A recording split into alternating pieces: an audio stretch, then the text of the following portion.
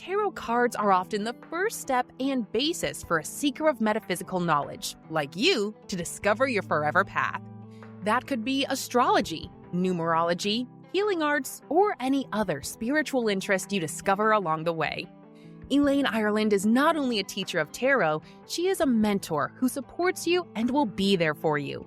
Visit www.ElaineIrelandTarotMaster.com now and discover how Elaine's mentoring, tarot card and psychic readings, tarot card classes, and more help you to grow into the true being you are meant to be. Welcome to Conversations with the Ancients, where you're about to discover a whole different world than the one that, up until now, you've believed you're familiar with. World-renowned metaphysicist, practicing psychic, and tarot teacher Elaine Ireland invites you on a journey where you'll hear voices from the past, interviews with some of the greatest metaphysicians you've never heard of, because in their time, they needed to move with stealth. You'll also meet today's spirit mediums, healers, and others who will show you a side of the paranormal you've never seen before. Be sure you visit our website at conversationswiththeancients.com. While you're there, subscribe to us via your favorite network. Now, hear the words of metaphysicians who blazed the trail. You're not in jail, thanks to them. Hi, Francine Caruso. Hi, Elaine. How are you this morning? This is Elaine Ireland with Conversation with the Ancients. And ancients has nothing to do with age, because you can tell by this pretty lady she is not ancient, but she is very well known nationally, maybe even internationally. I'm not sure. Have you done international work? I know you've done international readings. I've done readings, yes. Yeah. Not physically going there, but yes, on the phone and on FaceTime and on Facebook and stuff like that. Yes. I don't think it will be long before you are. Really. Well, thank you. That's a very nice thing to say. Francine is working really hard to take the business approach now, even though she's been doing psychic fairs and has been teaching and mentoring for a good many years. Some of us that do that take a while before we realize this is a business. It is. I was told that last night by my husband, who doesn't usually support me in this. He's like, this is a business. I'm like, oh. And Yeah. I laugh. It's true. Yeah. And we start out by getting a website. You know, Francine and I'm a lot older than Francine, but I was around before we had these desktop things.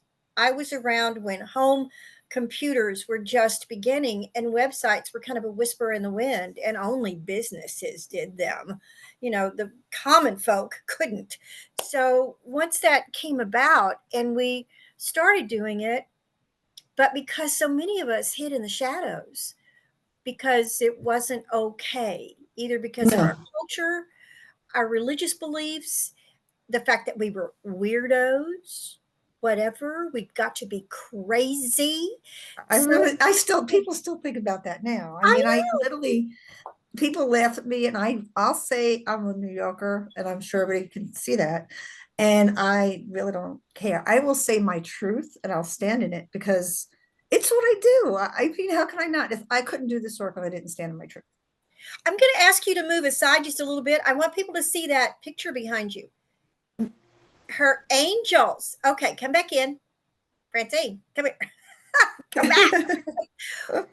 Francine Caruso's name, locally and nationally, you can't think of Francine without thinking of angelic energy. That's what she's known for. She's a master healer, Reiki Master, teacher, angelic, intuitive, and emotional alchemist. That's what she does. And does it extremely well with a wonderful reputation for the work that she does do. And over the last, 5 years plus, you've been doing a lot of individual mentoring? Yeah, definitely longer than that. Individual mentoring I love individual mentoring. And I love when people sit with me and they could sit and feel the energy. Because to me, learning how to use energy or discernment is so important. And people don't realize what that means. So I want them to discern. I'm going to stop you energy. right there and say, what do you mean by discernment? How do we know discernment and how we know the difference? Discernment is about guidance, and it connects to your gut.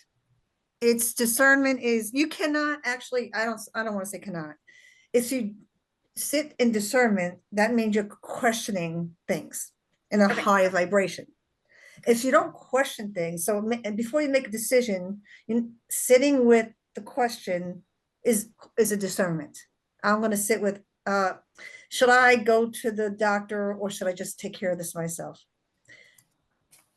And that's sitting with your body and feeling and knowing if it doesn't feel right or it does feel right. That's discernment. Your stomach gets knots, maybe you need to look at it again and figure out an answer to it. Your tuition is actually coming in when you discern. Okay. So that's how you start your intuition, is discernment. It's a very important thing. It's tough to know what is true and what is actually meaningful unless you're discerning it. And that goes right along with what your suggested talk title, Awakening Your True Self by Listening.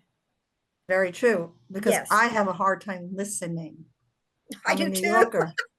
I'm such a New Yorker. I don't know how to stop. And I always laugh and I say to people, God gives you 2 ears to hear, 2 eyes to see, and 1 mouth. Francine, you need to be quiet. I literally hear them say, Francine.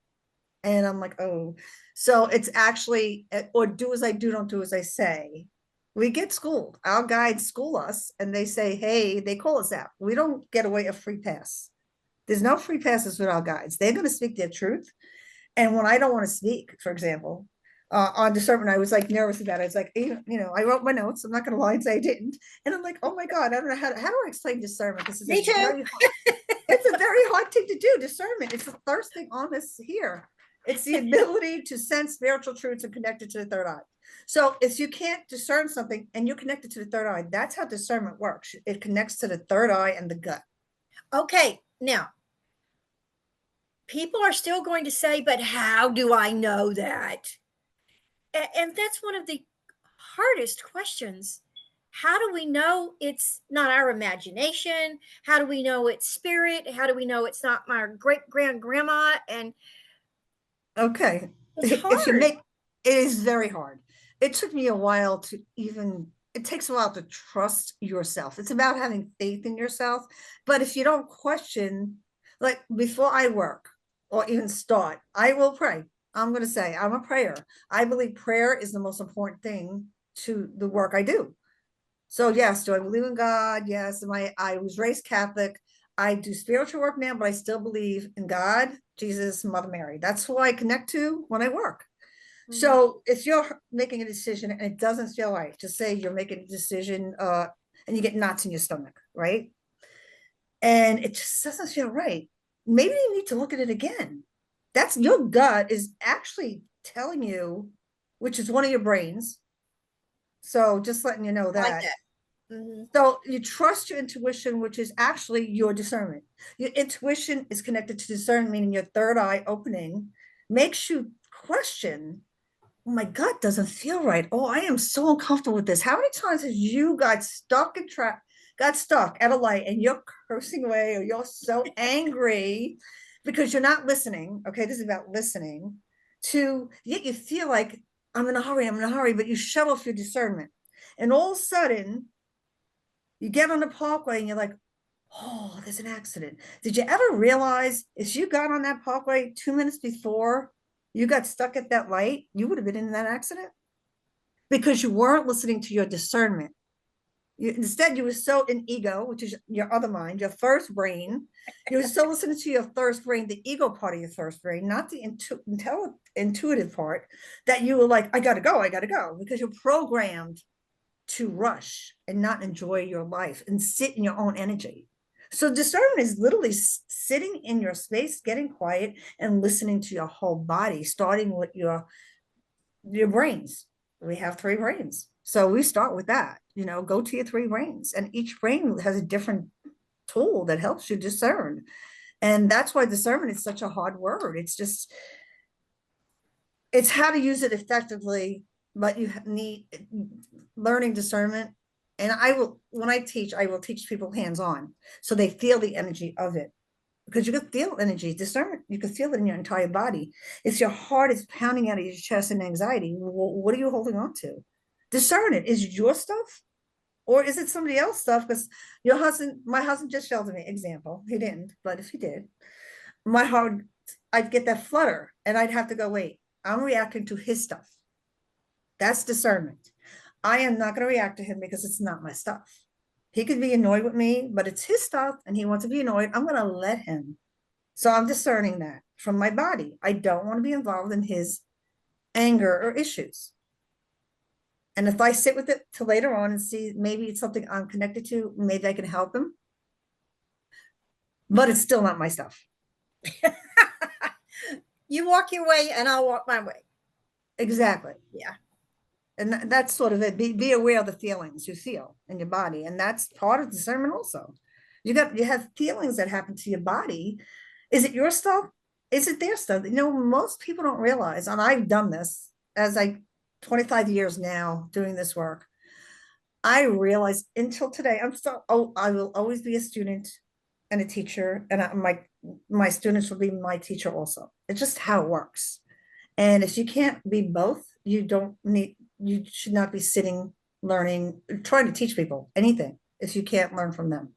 Because they come in with things and you go, oh my God, that is so cool. I didn't think of that. So 25 years later, I still have a lot to learn. I'll learn till the day I die. I found that in my teaching my tarot classes. I've taught for a long time now, and I rarely take an individual student because I think the mixture of people and personalities and levels of what they don't realize they already know when they come into a tarot class.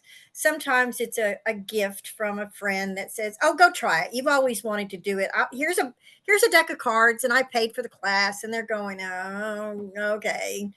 But they get there and they know so much more than they realize. But I love listening to the conversations that we get started in the tarot classes. And I just sit back and listen and think that person has no idea how far they have yet to go, or how they don't even realize they're already how gifted they are. Yeah, they have no clue. And when I bring it up to them, sometimes they're real humble, or, oh no, I don't know where they fight with themselves about their own growth. That's where the discernment comes in. That's right. That's it. And one of the things that I love is now I've looked at tarot cards. Folks out there, I turned 81 this year. I've been reading for the public since I was 17. I've been around tarot cards consciously, literally all of my life. And you know me, I don't go near them because I'm like, my guides smack me. No, you cannot do tarot cards. You do angel cards. I'm like, laugh at it. That's okay, but you're the angel lady. You're known as the angel lady. But what I find fascinating is that I use the Rider-Waite deck because most of the decks that I grew up with aren't even published anymore. They're a collector's item. They're anyway. And yes, I wish I knew where my grandmother's cards are, but they're long gone. But somebody will bring up a symbol on one of the tarot cards, and I'll look at it like, holy crap. Yeah. I didn't notice that little bitty squirrel up there. Or the guy on the left-hand side of a card. I just assume he was part of the whole flow, when in reality, he's the core of the card. And I've been doing this for how long? And somebody in the class spots it. I mean, is that not a message from spirit or what? It is, because when they do it to me, I'm in the middle of a reading and I'll go, oh my God, I love spirit when they make me learn from a student. I don't consider anybody that sits with me a client. Yeah. No one that's the way my guides work, they call themselves the we, and I don't fight with them. So, because I didn't know what their names were originally. And finally a young lady decided she wanted to try to go to high vibrations because my thirst abilities were very different, and they've gone gradually higher because they had downloaded gifts, and I'm humbled. And everybody who works knows that you start here, but all of a sudden, as you continue and work, you have to work to do this. This is not something that some people do wake up and they have these amazing gifts. Yes, some people do. Most people have these gifts and don't even realize they have them. I believe every person in the world, to a degree, is capable of this work in their own way, as long as they handed the tools they need. And that's basically what it comes down to. But you have to do the work. Right. And you have to accept the gift and use it in a certain way. So many people using it for the highest vibration. People don't realize there is a way of using a gift. Using it for good and highest vibration is the most important way to use it, if you want it to last anyway. You know, so many people, we jokingly say, at least in our society, and others too, I'm sure, Dad had eyes in the back of his head. Mom always knew. How did Mom know? And Mom and Dad may say, well, we know our kids. We know their personalities. But when a parent wakes up in the middle of their night and they know that their kid is not in bed, before they ever get out of bed to check. Now, when I say get out of bed, I don't mean just the teenagers sneaking out of the house. I mean the kid who is all of a sudden knows how to climb out of their crib. I've done it with my son. Yes. Yeah. But how does that parent know that? Is that right? Yes. I mean, I've had that experience. I knew that. My oldest son was profoundly retarded, and more than once, and they would tell me he's not going to do that or be able to do that. That happened to me. I woke up one morning about 2:00, and I reached over and I tapped my husband's hand and I said, honey, something's not right about the house. Okay, I'll go look. No, stay here. And he got out of bed and he first thing he did was check the kids' room. And there was Carrie sitting in the middle of the baby room, laughing with a toy in his mouth. A profoundly retarded child had climbed out of his crib to get a toy, not to go anywhere. And somebody told me that something wasn't right in the house. Now, some would say that's just a connection between you and your son. Okay, I buy that. Absolutely. To a point. To a point. But when I would naturally think, oh, Carrie can't climb out of that. His little legs are too short. He pulled a thing out.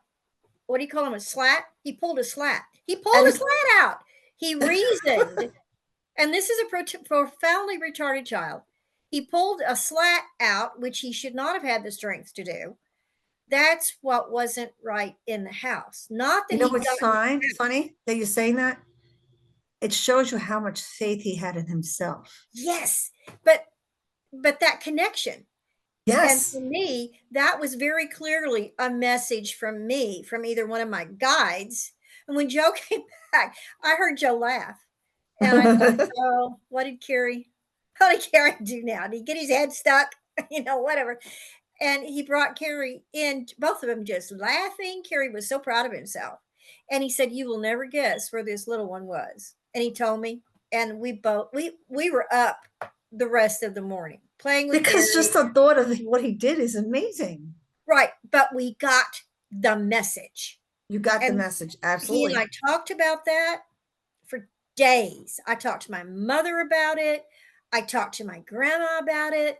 And how you get messages, to me, that's a big part of learning and allowing yourself to grow, is that discernment word. Discernment's important because you can get messages from more than one area. So you get messages from the highest vibration. This is why there's a protection zone for yourself, or grounding and other protections, because you don't know who you're talking to. Like we do now, thank God. We could discern between a heavy, intense, maybe 3D energy that's just stuck on the earth. You know how the earth feels heavy? And then you can raise to a higher vibration.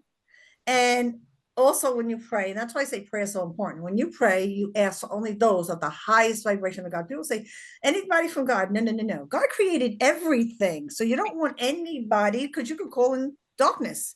You don't want that. You want to say only those of the highest vibration I call forward. Please come help me. Because I don't want anything other than those of the highest vibration of the Creator. Nothing other than the highest. Okay. So with that in mind, I'm going to interrupt you here, because this goes back to the story about hearing my angel at age 5 saved my life. Age 5. Yes. Yeah, we've got some other things in this sentence that we'll talk about later. But because we're on this subject, age Hmm. 5 is really young to be well, let me back up. No, it isn't. The younger we are, the easier it is to get messages. We just don't Pure have of the heart. language to share it with everybody. So when we're able to remember, tell us what happened at age 5. Well, it took a while to go through Reiki and releasing all the demons and all the pain and suffering I went through, because there was a lot of trauma in my life. So that's where a lot of gifts came in. My brothers forgot to pick me up from school. It was kindergarten. And we lived in a very poor neighborhood in Brooklyn. We have factories. I literally walked through factories, but I knew my way home, even at age 5. It was straight, and then one turn. I knew that. So I decided I was going to walk home alone. And I was singing, you know, how little 5-year-olds. I remember doing that. But I got to this part that there's a ramp over a trestle, and there's a wall, and cars go under it, and trains run under it. And there's a wall, so you can't see anything. And the cars go, as I'm walking this way, the cars are going the opposite way. But I can't see them because I'm little. As I'm walking, I sort of feel like I go get pushed next to the wall to my left, because there's a trestle here too, like a wall for the trestle. So it's like a tunnel. I'm little. And I'm like, I didn't understand it. I just figured I'd trip. I'm little. And suddenly I hear Francine. And I'm like, and I look, turn around, because I'm little. I think it's my mom, and I did something wrong, because that's what you called me when I did something wrong. And Francine, when I say you need to run, you run. And I look, and I remember turning around. I could picture it in my head so clear. Like, I didn't want to remember it because I know why now. And I went, so I just kept going slow. And I hear Francine, and not in a mean way, but so intensely, like she was right there. She was right there. Francine, listen. When I say run, you need to run. Listen to me. And I turn around again, and I don't understand because there's nobody there. And suddenly I get to the edge where it opens up, where a car could pull up. And as I get there, I stop. I feel myself stop, and I don't know why. And then I hear, run now. And I don't. And then I feel myself get pushed, and then I turn, and in a car to my right, there is a man with the passenger door open. I could draw his face for you today. That's how much I knew who he was. I knew where he worked. And he had his car open with his pants down, with his, you know what, showing.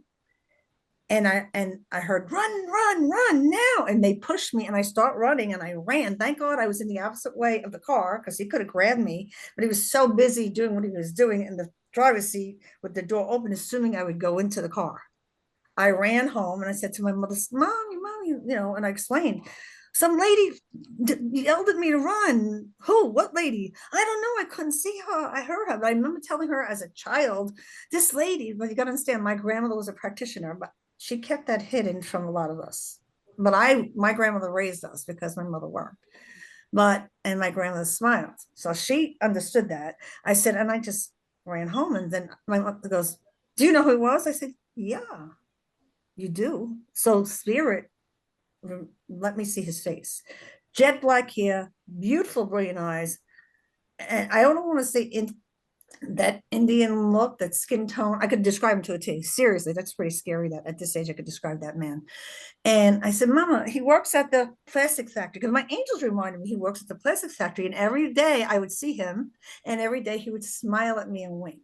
And I thought he was so handsome, because I was little. You know, he's sweet.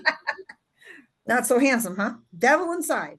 And then my mother went to the factory, and she said, where is blah, blah, blah? Because she says, I know who that is. And he never showed up again. Whoa. So he was him. And for me to remember that so clearly, and they said, we don't know. And my mother went back a week later, because my mother would have probably took him out.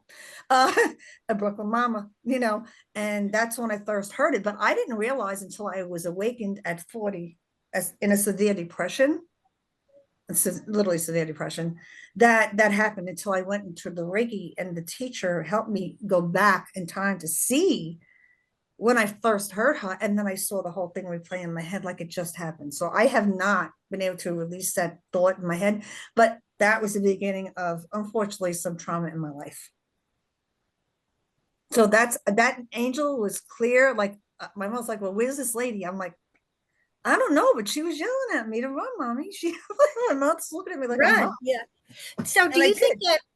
do you think that that was a part of your ability to trust your work later, even though you may not have consciously remembered that at your beginning time when you decided to go, okay, I need to do this work? Absolutely. It made a difference because I heard, and then it's not the first time. That was the first time. And as I started doing the work, I prayed for signs. One night I was laying in my bed.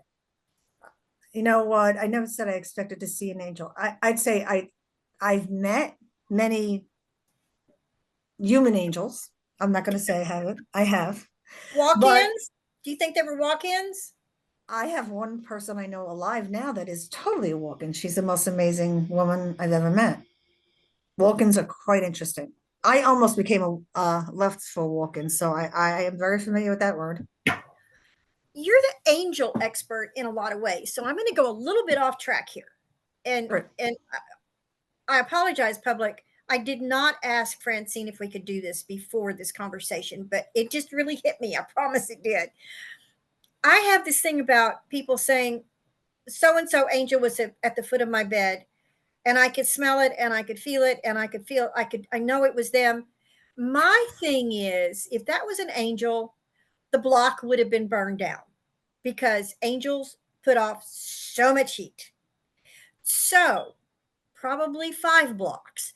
But are we seeing a hologram, a projection when we see an angel anywhere that truly looks like an angel? And that's another thing I get tickled about. We don't really know what these angels look like. Angels look nothing like we think they look like. Nothing Right. at all. Because if you Right. saw what an angel truly looked like, you would be scared to death. Yeah. They've been And not around a long time. Yeah. yeah, So it would be frightening to see a truly the angel that comes from the heavens. They are sent here to look more like humans, so we're not afraid. right. And that's okay. But I've had a few experiences with angel voices. And when I supposedly see an angel, they're usually very small and they do not have wings. But I I have know they are. And but when I hear people say clients or other readers or whatever, and everybody has their own experiences, I'm not stepping true. on anybody's stuff because they are so different. Somehow it seems like because they are different, they're to me that's more valid than anyway. But are we seeing a projection of who they are without their outer laying? Whatever they're however they want to present to us, because I really believe that if Angel Michael or Gabrielle or any of the others were at the end of our bed, we it would be too much heat. Yeah, so now look at the difference here. You get the heat. I get my room. This room I'm in now is 10 degrees colder than my entire house. So I get intense cold when I'm working. And this I come in this room all the time because my husband's like, how could you sit here? It's like a friggin' Alaska. So Yeah. my room gets intensely cold when my angels are next to me. Or have you ever experienced that tingle that goes up your back? You get that. It doesn't happen often. It's a Oh yeah. rare. That's your angel. I tell people that's a total sign your angel's right next to you. I always thought that And was my grandmother pushing me to do something. well, let me tell you, I've gotten pushed physically, and when I Yeah, got pushed, it I was have too. for protection notices. Look Yeah. how many times we've gotten pushed. I literally last week got pushed in my kitchen, pushed so hard I went flying into the door. And it wasn't an angel. I was getting protected by from something. And I can't tell you, I got spun around. And I was like, what?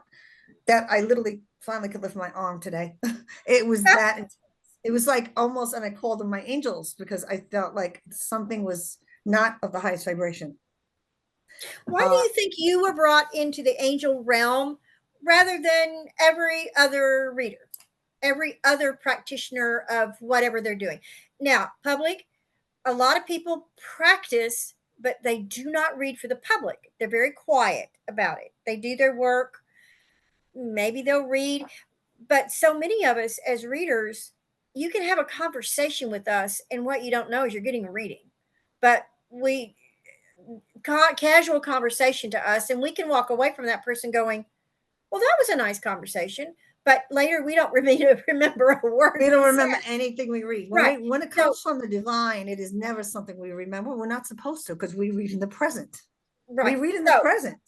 Why do you think you were chosen, or why you stepped out of line and said, okay, God, I'll do the angel thing this lifetime? Why do you think it was you doing this?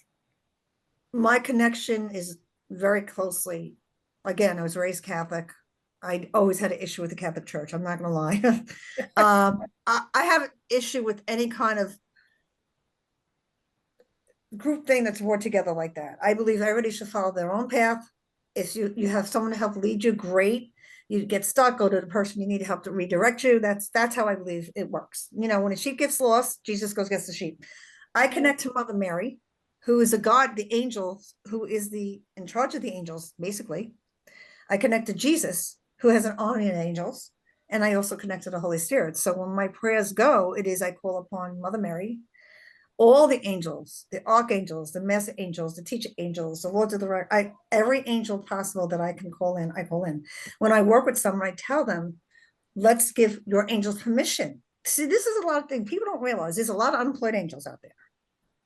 And the angels saved my life more than one time. I have gotten pushed where my car has gotten shoved out of the way of a oncoming car more than once. Just so we know, there's more. Like, I didn't see it, but I don't know well I was an angel, because I shouldn't be here. I could name 10 times I should have been dead already. And that window was closed because an angel interceded on my behalf, because I never leave my house without asking for intercession of Mother Mary and her angels to guide me through that. Okay, now that kind of goes off track with the reasons why we come back here. I was often told and learned that spirit guides are not allowed to get in the way unless somebody else was trying to mess with pardon my language, Okay. mess with us. But you're saying angels can intercede, and it doesn't matter what agreement you're made. It doesn't matter what you committed to do, because let me back up a little bit. We are not on this planet alone. So if somebody saves you, did somebody take your place and have that wreck? Or did the person that you were supposed to have an exchange with, whatever it was, suddenly didn't need that to happen and didn't need you for that karmic energy or that learning, teaching energy? So you're saying an angel can get in there and kind of mess with the already agreed upon plan? No, what I'm saying is, if you say a prayer, and I do this with all my clients now, and tell your angels, I give you permission, they can't decide. You make a decision, I'm doing this or I'm not. That's up to you. You have free will. But God never said his angels couldn't help you and intercede for you on your behalf if you ask them to. Not that they could stop. If you have a contract with God, that's with God. If you're sitting here going, I need angel, and I do it all the time now, more than ever, because they keep telling me go back to the beginning. I'll say my prayer, I'll say, angels, come forward. I really am struggling with this class. Here's an example. Help me find the words. Help me find the words to explain how I want to explain this and feel comfortable in my own skin, because I'm not comfortable in my own skin a lot of times because of paralysis and disfigurement from illness a long time ago.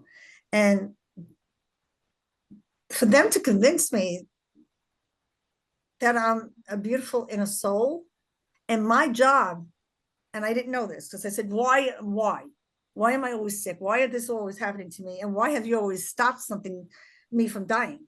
And they're like, because you said that you would come in and you would help others, but you would take on, because I never understood why am I, and so my whole body has been through so much. Why? Because you said you would take on the pain of others in order that others can live life and enjoy their lives. So you have taken on, I've taken on a lot of people's pains and sufferings. And I'm like, why? They said, because that was your agreement. All right, so now help me get through this. So when I feel it on me as someone's energy of, if I'm clearing someone or something, I call the angels to do that. I don't do that. I can't do that. I am not that, I am capable as a human, but my soul calls my angels. I need help with this. Come and help me. I call him Michael. I call him Ariel. I call him Gabriel. If I need a message, I said, Archangel Gabriel, if you could send messages to me in any way possible that I will connect and I know it's from you directly, please let me see it in numbers. Show me 4 ones in a row, or show me 9s. I don't see 9. Show me 4 9s. I need, and I read something about Jesus the other day, 2 weeks ago, and I'll say, all right, what am I missing that Jesus is trying to tell me? And all of a sudden a truck comes by, a big red truck, which is the root chakra, right? Connected to the earth. And in big white letters, it says salt. Salt. Like, I am the salt of the earth. Okay, Yeah. thank you. So I got my message. See how I mean they could intervene? They're not stopping you. They're not making decisions for you. They can't intervene on the decisions you make. But if you say, I need help, could you come and just show me signs or directions of what I forgot to do or what I need to do? They can do that. They could give you, here's 4 doors, 4 different choices you can possibly make, or your own. Pick one. They can give you choice. They can help you see the clarity of what you will need for you. You just got to ask, show me clarity, show me direction. They can't tell you to choose it, but they can help you see it. They can educate you. Absolutely. So the education is, I get educated a lot in symbols and numbers. And even when I'm reading a person, all of a sudden I'll see, I remember this woman saying to me, read to me, and I didn't want to. And she's like, please, please. I'm like, fine. I was selling my house and she's my real estate agent. I don't want to read to you. No. So finally I sat there and I said, I'm not going to say this. This is stupid. She goes, just say it. Because I hear my guides going, buttons. You see a mouse with buttons? Look at the buttons. Look at the mouse, the buttons. I'm like, why mice with buttons? So I said, and the same name twice, Bill Buttons, Bill Buttons. I'm like, oh God, she's going to I'm an idiot. I'm crazy. I'm nuts. This is me thinking this 15 years ago. And I was doing the work. And finally she goes, I write it down, because I download by writing down things. My guides literally will start writing. I have like 40 books of angels talking to me, writing, asking them questions. Anybody could do that if you pray. Anybody could do that. And then she goes, I said, all right, who's Bill Buttons? She goes, my father-in-law, and they both worked in and owned a button factory together. I went, see, I didn't want to say it because I didn't think I could. I thought I was nuts. So a lot of times that's what I'm saying. My guys will say, just say it, just say it. My angels will just say it. I say guides, but they're really a mixture of guides, angels, teachers, and masters. There's not just angels. Angels are there, right? You have angels, archangels, protector angels, master angels. You have masters, teachers, lords of the record. You could keep going. There's many people go, oh, I have one angel. I said, no, you have like 35 protectors, 7 in every, you have 7 of everything. And I'll go through the list and I'll go, really? I smell roses. I said, you smell Mother Mary. Oh, you smell an angel. I smell a cigar. Someone has passed in your life that is coming back to visit you who smoked a cigar. And they're like, my father smoked a cigar. Duh. Hello. Yeah. Those are all symbols. When you smell an odor, usually roses are connected to the angels. Absolutely. Perfume, sweet smells, angelic. Mother Mary, very connected to Mother Mary. People don't realize that. Angels are connected to flowers, fruits, odors. They love to come around. And the last experience I had seeing what an angel is, I asked to be shown an angel. I said, it doesn't have to be fully physical, just show me. And had just moved here and I was in a dark state. I just need to see an angel. All of a sudden I look to my right and I feel this huge energy and it's cool and it smells beautiful. And I'm like, please tell me to show me an angel. Now I can't see without my glasses. Obviously I could see you this way, but not in general. And I even thought, okay, I see sparkles. And I mean glitters. Yeah. Of an angel. And I'm like, no. So I grab my glasses now because I can't see without my glasses. So I put my glasses on just to make sure. And I look up and I see this shape of an angel in the sparkles. And it was huge. And I went, oh, thank you, God, thank you. I cried and I cried and I cried because other than that, I felt the presence of angels. I hear the angels, but I really never saw the angels that speak to me. So that was a gift beyond gifts. I don't think I ever, and I needed that because it was in this house when that happened. And because it was in this house and there was a lot going on in this house, I was grateful that a protector was watching over me and my husband why this house was going through turmoil. And that is how I know when an angel's my gut. I felt calm. I felt peace. I felt at ease. So when you said, Angel, I need some peace and ease, could you just help me breathe? And they will. Mm-hmm. They'll help you breathe. Ask and you will receive. It's in the Bible. Look, I can't quote Bible stuff, but I'll say it says, ask and you shall receive. So if you ask an angel to intercede on your behalf, saying, I need help and I feel lost right now. Could you just give me some direction? Suddenly a book will pop up and you'll read the book. Just say Paul Selig or something else. Or you'll sit here and like today, I'm like, I don't know how to word something. And they'll go, and I look at the computer and I'm like, what is that? It's like they showed it to me. And I'm like, I don't understand it. And I hear click on it. I click on it. It's a co-pilot on my computer. I'm like, oh my God. So how do I don't know this, I'm not computer savvy. So this is what I mean by intervening. They're not stopping anything. They're helping me. Public, she has a new computer. She's not computer geeky. Her son helps her. So if she's being told to hit a button, it probably is an angel telling her how to learn to do what she needs to do and get a message at the same time on the computer. Exactly. Yeah. So all you need to do is get quiet, listen, and ask. They cannot intervene on your true, they can't make the decision for you. That's totally not against rules. I mean, that makes sense. Your free will. They can't interfere with your free will. But if you say, Angel, I'm really stuck financially. Here's a good one. Everybody is right now. We have to have faith because creating your own manifestation is quite amazing. And if you said, Angel, could you show me in some way, shape, or form a way to figure out how to create? Suddenly, on your phone, on your Facebook, or in a book, you'll open the book and it'll say a whole lesson on how to create manifestation of money. All of a sudden, it'll be in your face. How did that come? You answer it, you got your answer. And most people can see this. They know it happens. I know you've seen it. Oh, yeah. How you talk to angels. It just happens. Ask and you'll hear them. Manifesting. You mentioned this was your second sentence. Statement. Manifesting my facial paralysis and depression so deep, God sent a human messenger. I read that probably 5 times. Yeah, it's the truth.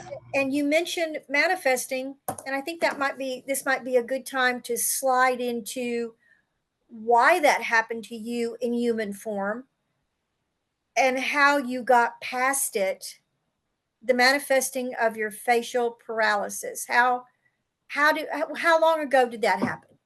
I was 40 when I had just started learning. I was already in the practice of Reiki, but I was in a very bad state. I was in a very depressed, severe state when a neighbor of mine, I used to do nails and makeup and stuff also at that point, would come over and she'd say, why don't you come to my house? And me, you, and a friend of mine, let's start talking about angels and Reiki. And I'm like, what is that? Who's this? Settlethon. Who's that? Metatron. What? Who's that? And then I'd sit there and all of a sudden they would talk and all of a sudden I'd finish and I'd look, what happened? You downloaded every angel conversation and we just wrote it down for you. I'm like, what? So I went into a state of, that's when I believe when I really connected to the angels, because they would come into my body and I would allow it. I give permission. I have to give permission. And I was learning. And then I would just start, I don't know what I said. And then I would come out of it and I go, who is Metatron? Yeah, Metatron. Like, Metatron, people. Metatron. Okay. Powerful. Yeah, very powerful being. And then I would continually meet angels. So that's how my angels really came to being with me more than ever. But I was still going through personal conflict. I was depressed. I wasn't in a good place for many reasons. I had a 10-year-old son who was amazing, thank God. But I just was not happy with me. I felt like I just didn't want to be here anymore. I would lay on my couch and I would leave my body. And my phone would ring and my teacher would say, stop that, stop that. I'm like, what? How did you know? She goes, you're trying to leave. You need to stop leaving. You're going to have a walk-in come into your body and you're not going to know what that walk-in's going to do to your family. What is wrong with you? I'm like, and I couldn't help it. Public, a walk-in is another spirit. Yeah, that's just another spirit that comes in when you leave, but you don't get to choose who it is. So whatever the case was, one day I was driving. Even though I was learning this, I still was not in a good space. I was driving, and it's like almost like I said, you know what, God, and I'm going to erase this because I'm very careful with words. I teach about words. It's one of the most important things too. So I will erase everything I say. I used my words in such a way that I created the paralysis, because the argument was, and I'm not going to say connection to whom, I don't know how to shut my mouth. I'll say it that way. I'm a New Yorker. I was raised this way. I grew up in a family where you scream to be heard. So let's be realistic, okay? And maybe if I just stop talking, I won't be criticized anymore. Maybe if I just shut up. I literally said that loudly in the car. Within a week's time, I was sitting across from one of the women I was working with, who was a doctor, by the way. And she looks at me and she says, you have shingles. I said, where? There's nowhere. She goes, come here. She was one of the intuitives I work with. So there was 3. So when 3 or more come in my name, boy, does he come forward. She felt my throat. She goes, you got shingles on the right side. I said, shingles? Nah. All right. Doctor says, how does she figure it out? She's an intuitive. She's a healer. So he gave me whatever I did. Within a couple of days, I'm driving home and suddenly my arm goes limp and I can't talk. I could feel it on the highway. And I heard, don't be afraid. I heard my God so loud. I swear they drove that car because I had one arm I couldn't use and one arm barely using it. I thought I had a stroke. And I get off and I pull over and I call my husband. I said, something wrong. He goes, what? I can't understand you. And I was like, something's wrong. And I couldn't speak. I get home. He looks at me. He says, oh my God. And as I'm talking, I'm slurring my words. He goes, did you drink? I'm like, no, no. And my eye was down here. I'm not kidding. My eye was down here. My mouth was all twisted. My whole face was just frozen on one side. And my arm was pretty limp. They took me to the ER. My doctor happened to be there. He's never in the darn ER. He never works the ER. That day he was there because he wanted to visit his daughter who's taking classes. Thank you, God. See, that's how the angels intervene. And he said, Fran, it looks like a stroke, but I don't think so either. They did every test, no stroke. They finally diagnosed it with Bell's palsy. Yeah. That should be able to be healed pretty quickly. Most people heal. Within 2 weeks of that first Bell's palsy attack, I went to put lipstick on. I feel, I can't go like this, can't pucker, can't do that, can't speak. I had to do biofeedback, start talking, teaching myself how to talk. I worked in a hair salon, got to talk to people. It happened again, twice. My face got more distorted. And then it happened a third time. Within 2 months, I had 3 attacks of Bell's palsy on the same side of my face, which is unheard of. Yeah. Unheard of. It's like the doctor's like, you're going to be in the record books. This does not happen to people. And in the same month, my husband got it's not contagious, yet my husband got a Bell's palsy attack on the opposite side. Very strange how all this came to be. So the words and the speech, I literally spoke it into my body. And I've been like this now for 25 years. I've had 8 eye surgeries, 3, they call it reanimation surgeries on my left side so I could speak more clearer. Until today, I'm like, I get shots in my chin to help with spasms and facial disformation. And I wasn't going to do this. I was really worried about doing facial things because I was self-conscious of my face. But now I realize, you know what? This is my job. This is what I'm supposed to do. I need to get out of my own way and let God do what he's supposed to do. If this didn't happen, I don't think I'd be where I am today. Being able to talk to people, even with a speech impediment, like right now, I can feel myself slurring. I can feel it in my face tightening as I talk to you. I know it's there. People sometimes will say to me, "What did you say?" That's why I write a lot also. Mm-hmm.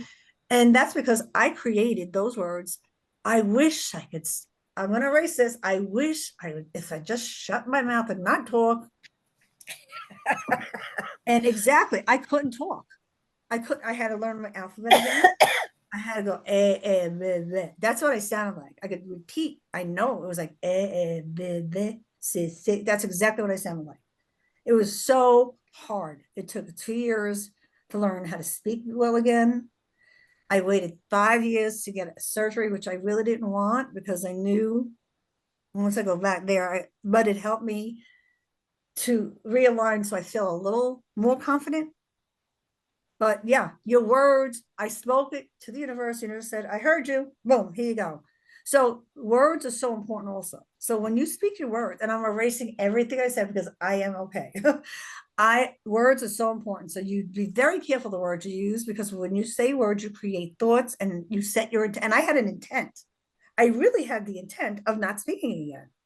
I'm surprised I didn't lose my entire voice, because my intent, and I notice I do that too. I'll say, I need to learn to shut up. And all of a sudden I can't talk and I have a sore throat, or my throat, my vocal cords get twisted and then I can't talk. My husband goes, what's wrong with your voice? I'm like, I did it again. Like, how did I not learn from the first time not to say words that are going to affect my whole being? So just speaking the words out loud created exactly what has happened to me, but it also created my ability to do this work and believe in it so much, because I experienced what happens when you use words incorrectly also. What's interesting too is that your husband had at least one experience with this. It was Yes. almost like spirit was showing him what you were going through and what got you to the point of going through that, and what part he may or may not have played. Even if he played Mm-hmm. no part at all, it was still a lesson of compassion in his arena. Absolutely. Right. Absolutely. So you were not only the keeper of the challenge, but you were also the teacher of the challenge for him as well. Actually, our whole relationship has been based on challenges, our entire being. This is not my first time on this rodeo with this man. We've Yeah. been together at least several lifetimes, if not more. If not And more. a lot of lessons to learn there. Bless your heart. Okay, who was the human messenger that God sent? You don't have to name names, just how was it a human was sent to you at that time? And did you manifest that? I asked God, literally, I went right to the boss. Well, Help me find someone. I always believed I was going to be healed. So for 5 years, I prayed to God every day. I will be healed. I know I can be healed. I know my body can heal itself. I believe in this. I truly do. I really always, and I still believe it till today. But what he did is, and only 2 people in the United States or 3 in the world do this surgery. How uncanny is it that one of the girls that I work with on Sunday, one of the doctors, right? One's a nurse, one's a doctor. The doctor works in the building. We're the one doctor who does this surgery in all of New York State does this surgery. She calls him and he says, come on, come up. I could cry right now just thinking about his passion. And he said to me, he took pictures of me. And then he showed me what pictures of many people. I didn't realize how many people go through this, how many people do reconstruction to look normal, because we are so in the world of ego. And he says, I'll do it. I said, I don't know what my insurance is going to pay you. He goes, don't worry about the insurance. Tell me that's not an angel doctor. yeah. So what he did was, Was this after you had your third one? No, this is the first surgery. The first. The first doctor I went to, because he's the only, I mean, I heard it's like, trust him. He'll do the right thing. Trust him. That no one else knows how to do this surgery. So you trust him. And I went and I'm like, all right. He didn't warn me about a lot of things. And I realized why I wouldn't have did it. The surgery was 10 to 12 hours. I don't recall. long. It was only one side. And of course, the eye, one doctor did an eye and he messed my eye up worse than what it was. And then I went to him and he reconstructed everything. He put a sling, he did a lot of things. The bill comes. That surgery was $140,000. And I looked at him. I said, oh my God.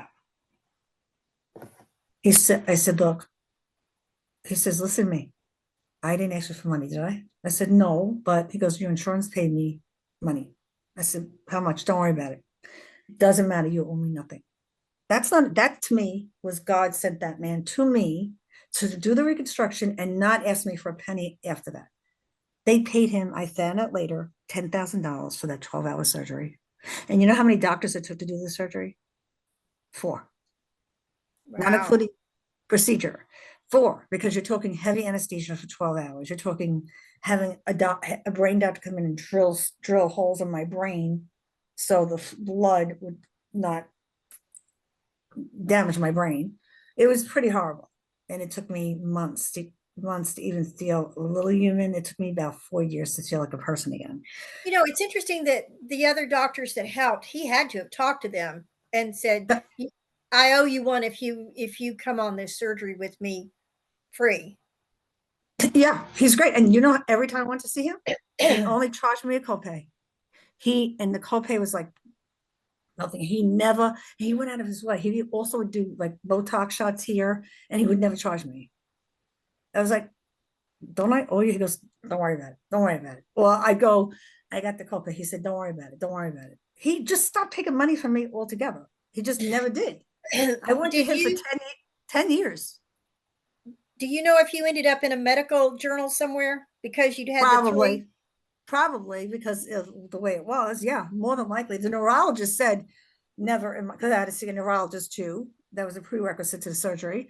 He's like, never in my life have I ever seen someone get this kind of like one after the other. It's unheard of. It's unheard of. Then he found out at the age of 28, I hadn't had a first one because he asked, did you ever have this issue before? I'm like, no. I mean, they had braces put on when I was 28 because I had a hard time closing my lips to make it go like to make a kiss, which I still can't do. And he goes, that was not, and they put braces on, which forced the Bell's palsy to go back. He said, that was not your teeth or jaw. They lied. That was Bell's palsy. That's how they came up with the number 3. So that was your first attack. Then you got attacked 10 years later, and then 7 years later. He goes, you got 3 attacks and 2 in a row. How? I have no clue. But that was me creating that. See, people, how powerful some things are. Yes, it was true that she agreed to have this experience, probably so that the medical profession could learn from her experience. So she was a teacher. Plus, I'm not going to say a victim. No, I'm not a victim. I consider it experiencing person doing this. I'm sorry, what? I consider it now. If I didn't have that happen, I wouldn't be doing what I'm doing. Honestly, it took a lot of courage to be able to speak to you or anybody in person, even with the face, even going back to work, speaking in a nail salon. I mean, clientele. It was like they understood it. So I go back and they practice with me. My clients would practice with me when I was doing nails and hair. So I'm trying to go. I think we've covered everything that you wanted to cover the last time. Oh, types of people who heal. 4 categories of dis-ease. When is self-healing good and when is it an avoidance? Types of people who heal. Who heals? H-E-A-L-S. We don't heal. We're an instrument of healing. Let's be realistic. Okay. We're an instrument of healing. We actually heal. We don't heal. You heal yourself when we teach you we try to help you. Our job is to teach you how to help you heal yourself by giving you direction. Teaching. Yes. Teaching. I think it is my opinion that we're vessels of knowledge that is shared regardless of its title. True. I agree with that too. Whatever. I use work healing. I do Reiki. So yes, I understand the concept. I do work on people physically, but I know my guides are doing the actual work. My body's doing the work, but I'm calling them in to do the work with me as a physical person. So I asked to be an instrument of healing. I can attest to her abilities, because just within the last month I had some challenges of my own, and she popped in and did some work, and within 30 to 45 minutes I was feeling better. And when I finally got to where I could she wanted me to sit and be still, which we set a time and I did that, but I also had to leave the next day, which was unexpected. And it was almost like a barrier. When I was driving, I knew that that was a time frame, because of what we do with our shoulders and our neck and all that. That was going to be a little bit of a challenge, but it wasn't. And I had a lot better range to the left, and it's stuck. It hasn't gone away. She has fixed something that I could not fix on my own, nor could a physical therapist. So the work that she does, when she does it, if you allow it, it will stay fixed. So Thank you. that's another reason why I wanted to bring that up. And so far, it has not re entered, nor have I had a challenge with turning left, turning my head. I'm so I have, happy to hear that. Yay. yay! Yeah, I'm so they're happy. still hanging around. Okay, 4 categories of DIS dash EASE, dis-ease. What are the 4 categories? Well, the full categories of disease is I guess I used the wrong word. I told you categories. What it is when you speak, the spoken word, the way you feel, the intent you put on it, and the emotion you connect to it. So if you take an energy, for example, just say you just had a fight with your husband. Example. I'm going to use that because I love using that category. Because a lot of women will relate to this very well. Or with your partner, doesn't matter, male, woman. And suddenly you get this excruciating in your stomach because I am so angry, I am so mad. So now look at you. You're tense and intent. Your heart's pounding. So you're already causing anxiety in your body. You're causing stomach cramps in your body. He didn't do that to you. You're doing it to your body.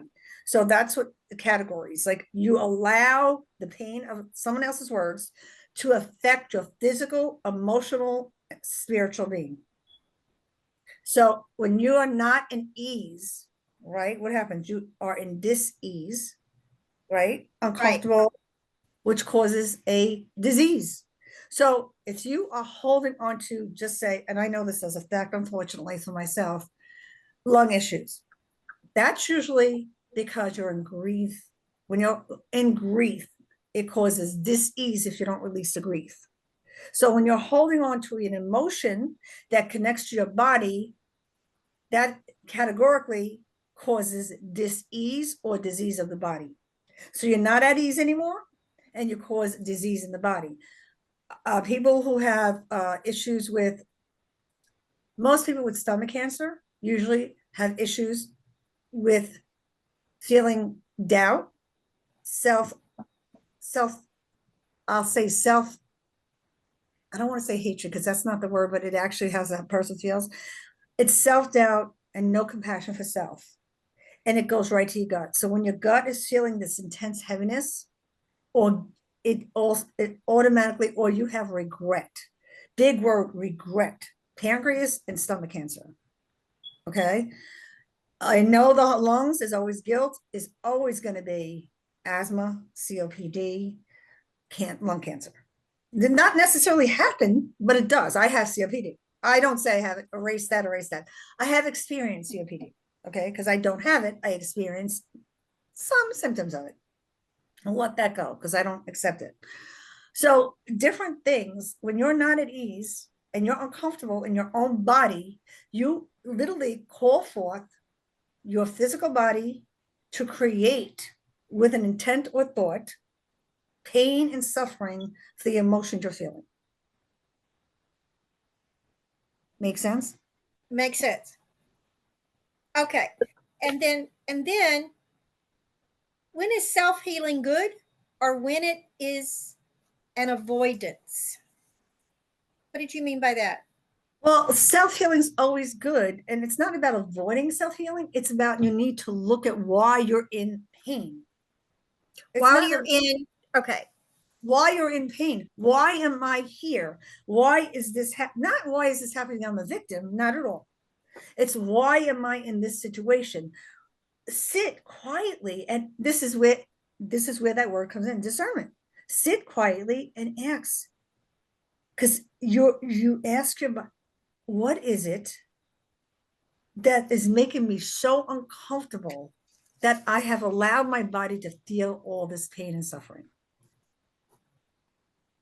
So it's about sitting with those feelings and then seeing it and just observing it. That's a great way to put it. That's a great Eckhart Tolle technique. Observing. Okay, say the name again. Say the name Eckhart again. Tolle is a great tool Okay. in observing. Is get quiet and observe.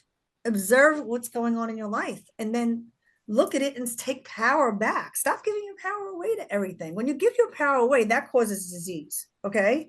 When you let somebody take control of you, that causes disease or dis-ease in your body.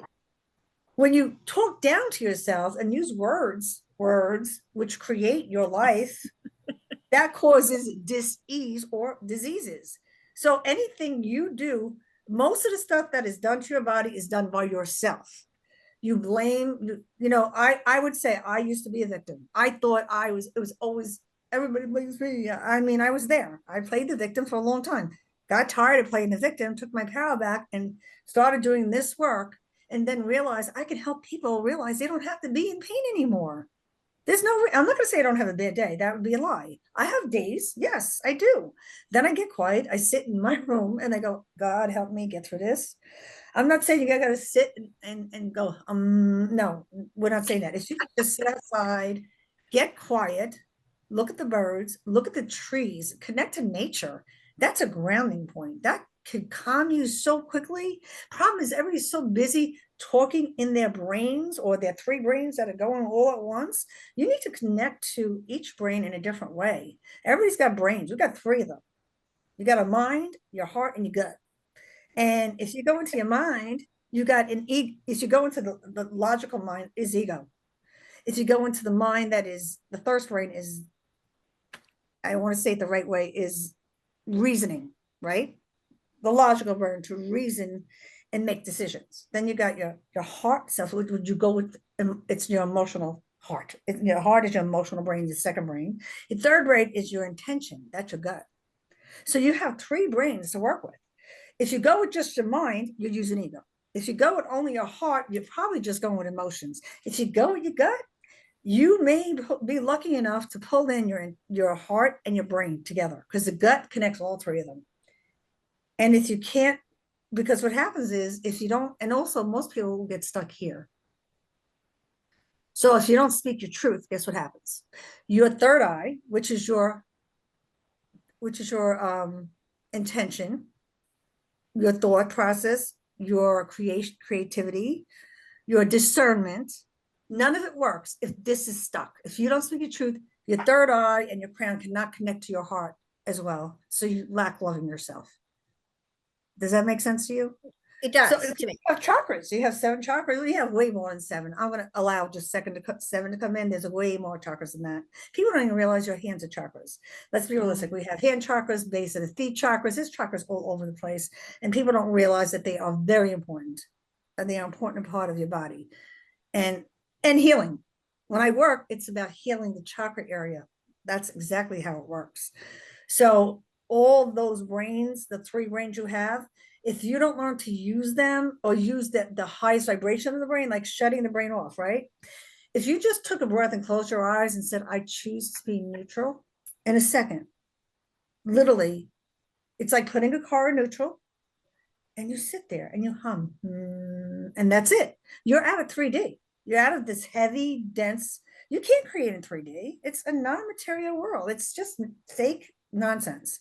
You raise your vibration to a higher level, 4th dimension. If you go into neutral, I am neutral. I choose to be in a high vibration.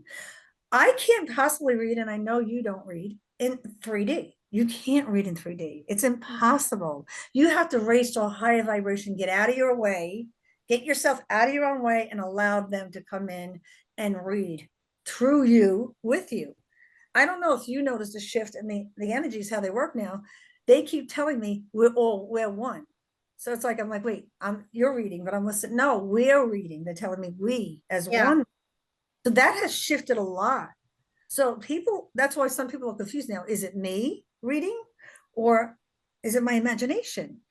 Then you check with the gut, the third mind, the gut goes, no, it's you. You could feel the gut. The gut will go knotty, tight, or you'll feel a calmness. That's how you could ask. You ask your body, is it me reading? You'll hear yes immediately, or you'll hear it. It's like a knowing. It's not even listening. It's listening, but here in your head.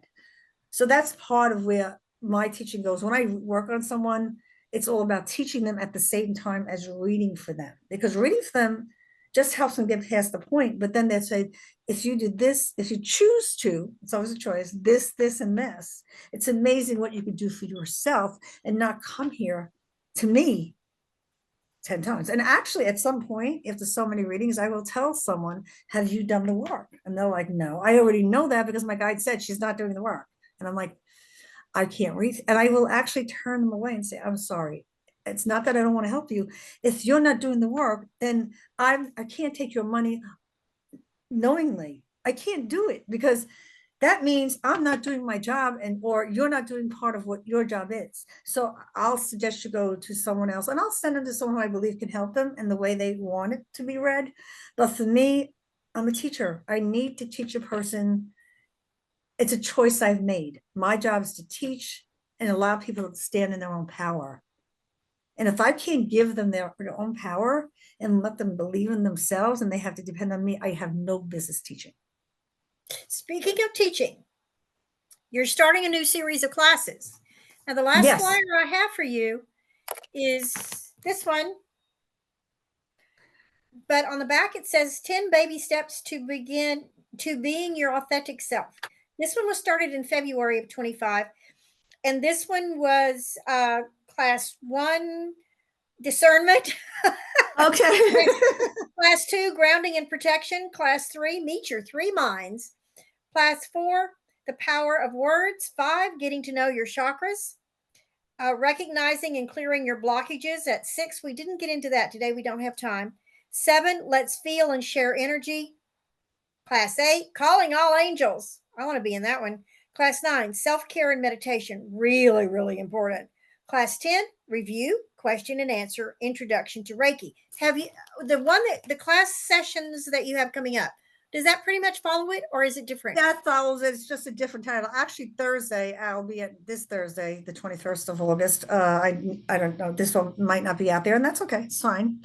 I will be doing an introduction class to a class that's more about teaching people to stand in their own power. It's called Standing in Your Own Power. I changed the name from what you have there, 10 Baby Steps. It just felt like it was a belittling title. I had to look at that. My guides are like, My guides said, please step forward and relook at this again because we're not happy with that. And I'm like, okay. They said they weren't happy because it felt like I was judging people. And that's not what I'm supposed to do. Now, see, I didn't see that at all. As the public, I didn't see that at all. I saw the word baby. The word baby. Oh, 10 baby steps. I get it. I can see now that, but I didn't think of that at all. I didn't either. I sat with it and I kept looking at it going, that baby steps, it didn't feel right. So it's totally changed title, which is fine. It's not a big deal. It's a changed title. The classes are basically what you said. They are the same. Actually, it's Thursday, August 21st, 6:30 to 8 of this month, which a lot of people won't see. But my classes, it's a 3-part series. It's about teaching people tools and how to stand in their power and learn to navigate their journey. It's about giving people their own power, letting them find out their unique gifts, because everybody has gifts. A lot of people just question that they don't have it. That's God never sent you here without gifts. The thing is, a lot of people are afraid to awaken to them, or they don't know the tools. My job, I'm an alchemist also. So my job as a spiritual alchemist is to teach people tools to help them navigate and grow. So alchemy is actually the gift of, like, everybody thinks of, we discussed this once, King Midas. Mhm. He was an elemental alchemist. He didn't just touch things and turn to gold. He actually mixed elements, like, all different kinds of metals till he got gold. He didn't touch it. That's just a story. He had to mix it. He was a scientist. He worked with many people. Look at carrots. Carrots are poisonous. Okay. Yeah. Alchemists sat together and figured out how to take the poison out and mix certain healthy things. And now we have these orange things that look nothing like a carrot. My job as an emotional alchemist is help you see your spiritual growth, to help your spirit grow and shift and change to where you feel so good about yourself.